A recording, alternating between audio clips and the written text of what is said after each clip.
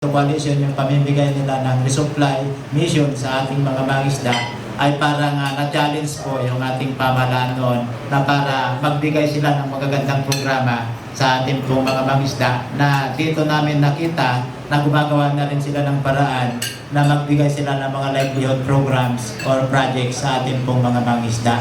At maging yung ating mga Philippine Coast Guard na hindi natin nakikita noon na nagpapatrolya dyan dahil sa dati-dati sabi nila ay wala mo nang magpapatrolya dyan sapagkat maaaring makapag-provoke ito ng kaguluhan sa ating pong karagatan sa agawang teritoryo. Subalit nung nagbago ang sitwasyon dahil nandyan na yung ating coalition ay parang maging ang ating mga sandatahang lakas ay gumagawa na rin sila ng paraan para masubaybayan nila yung buhay naming mangingisda at magbigay na rin sila ng suporta para magabayan kami sa nangyayaring pambubuli sa amin ng mga Chinese Coast Guard at saka ng mga Chinese militia. Kung bakit dati-dati ay parang tingin namin ay hopeless na kami, na wala na kaming pag-asa na para siguro maibalik sa amin yung aming nawala hanap buhay sa ating karagatan. Pero sa ngayon, kahit na gano'n na tumitindi yung ginagawa ng China na pambubuli sa amin, subalit nakikita natin ngayon na ang ating pamahalaan ay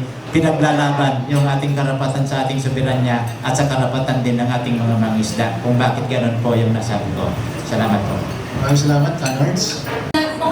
Mukhang sa track record ng anim ito, we're quite happy because we're able to prepare the different scenarios and prepare for the different scenarios to make sure na safe and secure yung ating magiging convoy. Siyempre, hindi natin matatanggal yung kaba kasi yung China, grabe yung pangaras natin. Pero panatag tayo sa tulong ng ating mga conveners and in coordination sa ating mga kaalyado at kaibigan within the security sector para masigurado na talagang ligtas yung ating magiging mission. At yung mga artists natin ay makikita ano yung spirit of Filipino patriotism na handang ipakita sa China through peaceful means na tayo ay tuloy. Hindi kami mag-o-object.